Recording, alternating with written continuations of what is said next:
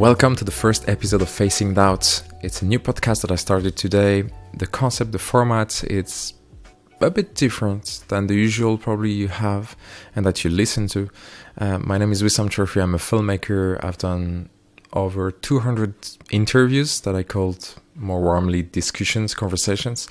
And the idea of starting this podcast was in my mind back in 2015 when at the time I was doing filmmaking commercially full-time, and I used lack of time, I think, as an excuse not to start it and to procrastinate. But if I'm really honest with myself, I think what happened back then was that I was falling into the path and the pattern of self-doubts. I was doubting that this podcast could be useful to anyone. I was doubting that I had anything to say that would be valuable to anyone. And what happened is that the idea of the podcast was killed in the egg, not even before starting it, not even before making a first episode, making some tests. And that's what I would like to talk to you about today. It's going to be an introduction about the podcast, the content, what we're going to talk about. And also I'd like to share with you how I deal with self-doubts, what have been my biggest self-doubts for the past few years, and what solutions I found, basically. Back in 2017, exactly in March, I was diagnosed with cancer. It was one of the biggest things that hit me in the face within the first 28 years in my life. And I remember when I got the news, straight away, self-doubt. What is going to happen? Am I going to live? All those questions went into my head. And at the time, these challenges nourished my self-doubts so much that I put my filmmaking career on hold for a while. And it was really strange because filmmaking always been part of my identity. I mean, as far as I remember, I always wanted to be an actor. I always wanted to be involved into something creative. And then trying acting and try to be behind the camera, I realized that, wow, what a great thing. Through your lens, through your camera, you can actually tell stories. You can tell stories of others. And I really enjoy the whole thing. So for me, being a filmmaker was actually part of my identity. But what happened back then is I linked filmmaking, being a filmmaker, with the toxic life that led me to those health issues. And I'll talk about the health issues and the cancer itself in a different episode. It's not the idea here. And for those who are curious, there's a link on my website that I'll try to put in the description. But those doubts are the key elements that pushed me to put my career in hold. It happened in December 2017. So I was back on my feet. I was back to work again in a different way. I was doing commercial work, trying to make it financially. And that's when I looked back and I said, well, what I'm doing right now doesn't really fit with what I need to do. I needed to spend time with myself. I needed to focus on myself. And all what I was doing at the time was making video for others, working hours and hours on other stuff and escaping from myself. And I knew that I needed to focus on myself. And when I decided to put my career on hold, it was not just going to affect the commercial work I was doing. I was actually about to make my first feature documentary. It was a pre-production for those of you who don't know what I'm talking about. It's the whole phase of preparation of a project, especially a creative project and a film project. I was doing the pre-production for about a year and a half, and I was doing a lot of work. We started to film in Greece, and when I decided that I had to put everything on hold, We had at the time 2 production companies, one distribution company, one animation company. All of these people believed in the project. They believed in me being able to carry the project, to be the captain of the boat. But in a way, I had to stop the whole process. I knew it was the right time. And it was hard to take that decision, obviously. But I really felt inside that it was the thing I needed to do.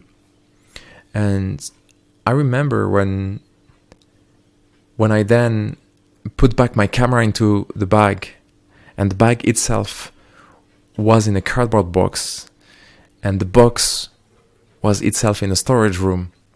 It stayed there for about a year and a half. A long year and a half where I couldn't even see it, and I did everything not to see it, as you can imagine and as you can see. But back in September 2019, what happened is that this flame, the creative flame, came back. And that's a fantastic feeling, because I really thought for those last few years, I thought that I was done with a part of my identity. I thought I was done with being a filmmaker. But it was not gone. I just realized I felt this flame growing back again, and what a fantastic, feeling. It's great. It's really great. And so that's why this podcast today is there, because I want to talk about facing the doubt. I want to talk to people who face doubt, but not only. I think it's just a pretext. It's just an occasion for me to talk to those people and ask them the question that I never had the courage to ask them, because the format at the moment is just, it's hybrid. It's me facing the microphone and the camera, because it's a show as well on YouTube. But it will evolve eventually into conversation with people that I have around me, and that are ordinary, just like you and me, but they are people who have done extraordinary things in their lives, in their personal lives, in their professional lives, and there is so much, I guess, that we can learn from them and from what they have achieved in life. So that's where I'd like to see the podcast evolve in the future. But today, and it's important to me, I'd like to talk to you about, obviously, how I dealt with the self-doubts, because I talked to you about a stage in my life that was really, really, really tough. And obviously, my head was not thinking right, or I had to put back all the puzzle pieces, of my personal puzzle, obviously, together. And I've done that by stopping doing that big mistake. The big mistake that I was doing for so long and previously to before the health issues was to listen to that little voice in the back of my head. I'm pretty sure that you know what I'm talking about. We all have this little voice that might have a different voice. It might be your own voice, but it's a little voice that whispers in your ear, you're not gonna do it. You're not capable of doing it. Why do you even bother? Why are you trying? Nobody's gonna listen to you. Nobody's gonna watch your video. Those self-doubts are extremely dangerous for you, for yourself, for your loved ones, because if you listen to them, you will quit no matter what you're doing in life. And that's what happened to me. And that's happening to me sometimes still now. I still face those doubts, but what happens is that I've understood that I needed to learn from them. I needed to be able to manage them in order to achieve what I really wanted to achieve. And this is a big step. The first step is to acknowledge. And the way you do that is through introspection. As you can imagine, I've been through a lot of hard introspection, putting this flashlight into the dark side of my life, all the stuff that I tried to hide for so many years. I needed to face them one by one. And self-doubts was one of the biggest issues I had, because it was preventing me from doing a lot of things I really wanted to do. And I remember testing a couple of methods, and I could talk about the one that didn't work, but I'd like to talk to you about the 2 methods that actually worked for me. And obviously they worked for me. I don't know if they're going to work for you, but the only way you can know that is by experimenting. The first methods, the first thing I put in place that worked very well and that still works today, is by realizing that self-doubt is a negative polarity. It's on the, let's say, on one hand of a rope. But if you look at the rope on the other side, you have a positive end of it. So the self-doubt is negative, you have negative thoughts, stop it straight away by being aware that there is a positive side to it. So for example, I give you the example of this podcast. Whenever the self-doubt, this little voice that can be very persuasive, when she tells me, Wissame, what are you doing? It doesn't even make sense. Just stop it. I stop the voice straight away and I verbalize out loud and I say, well, maybe it's going to be valuable to one person, and then it makes sense then to do it. And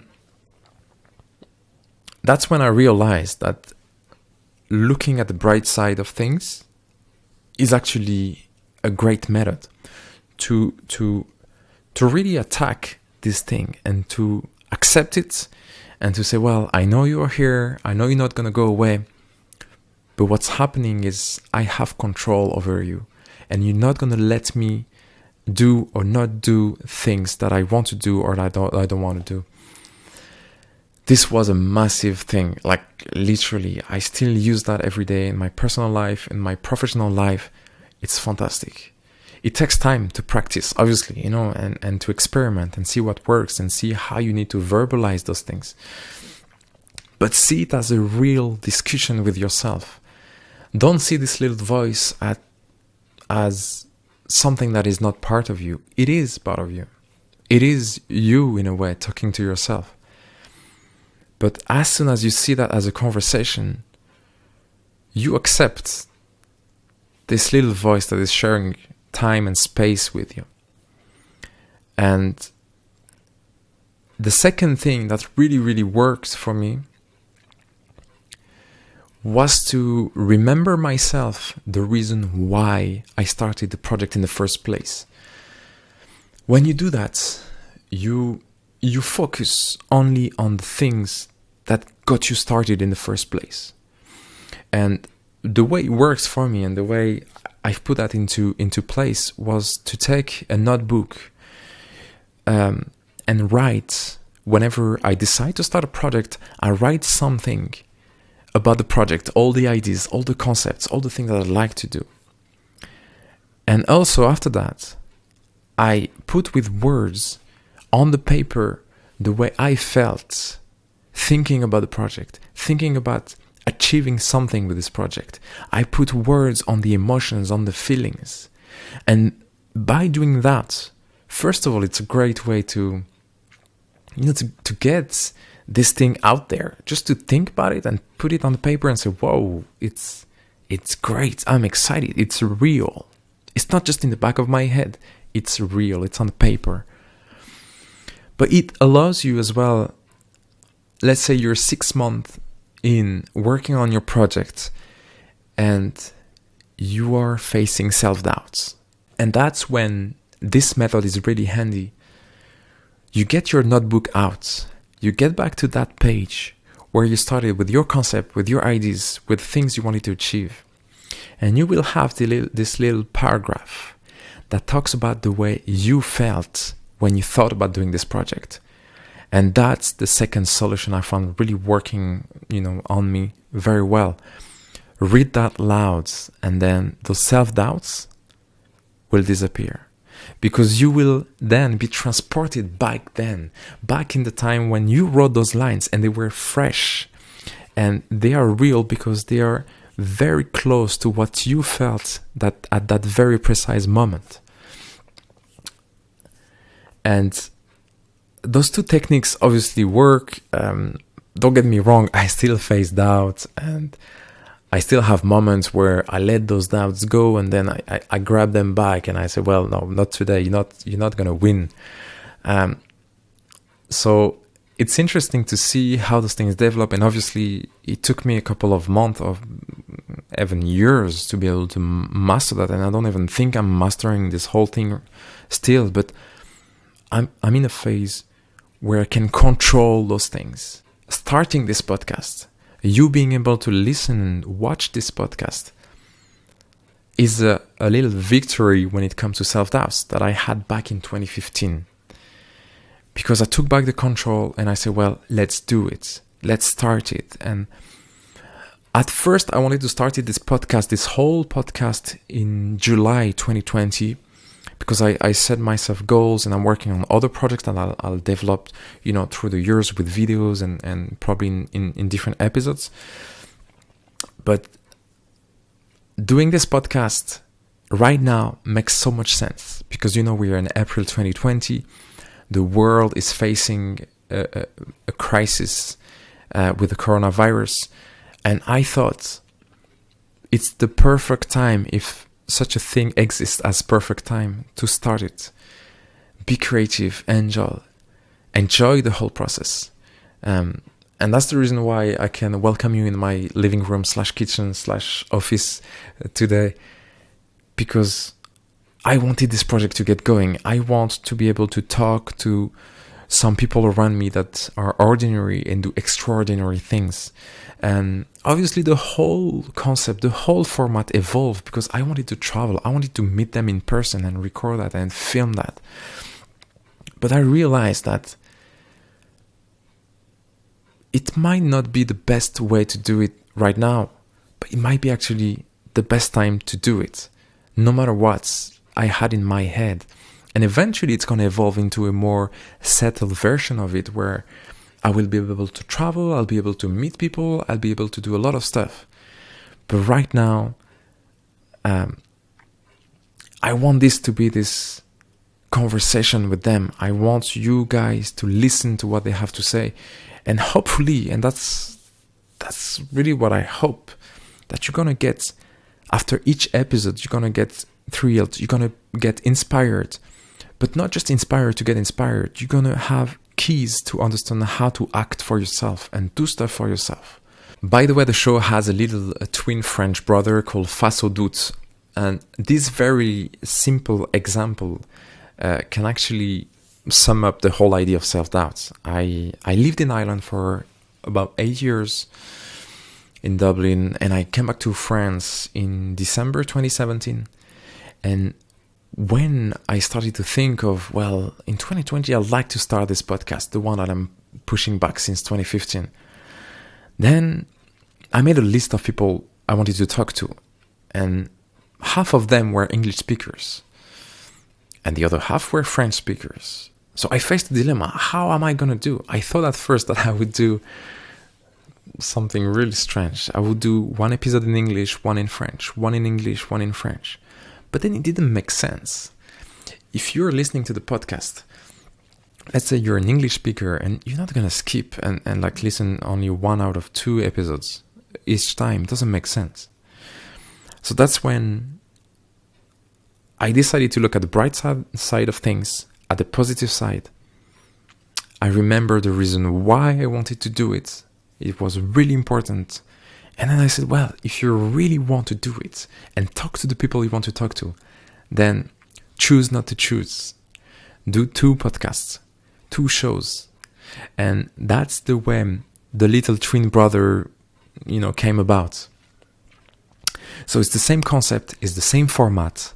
The language is different, and the guests obviously are going to be different. So if you speak both languages, you're going to have more episodes. But what I want to achieve with that is a real quality time with the people that I have around me, that I think have an extraordinary life and have a lot of things to say, and ask them the questions I never had the courage to ask them. It's basically it. And I know by doing that, we're going to learn a lot about them, about their experience, about their path. but what they've learned along the way. Well, I think that's it for today. I hope that you enjoyed this episode. And if you are listening to this episode on one of the podcast platforms, there is also a show on YouTube. The link will be in the description. And soon, obviously, at the moment, it's just me facing the camera and facing the microphone. It might be the case for a couple of episodes, but soon it will evolve into those conversations that I'm talking about, having those people telling us their life stories, their personal quests, their failures, their successes, their moment of doubts, and how they face them.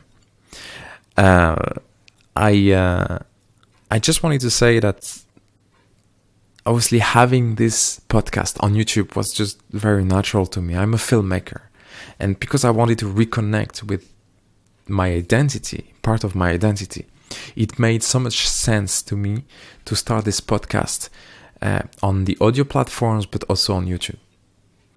So now it's the end. I really hope that you enjoyed this little moment with me. It's gonna get better. It's gonna get better. It's really important to say it because I want to finish really on that. If you think that everything needs to be perfect for you to start something, you'll never start anything.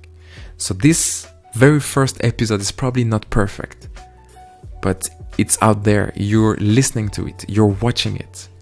And this is a win for me. And it can only get better. Well, I think so. Otherwise, I need to change career and stop completely. But it can only get better. So, guys, thanks for listening and thanks for watching. And see you next time.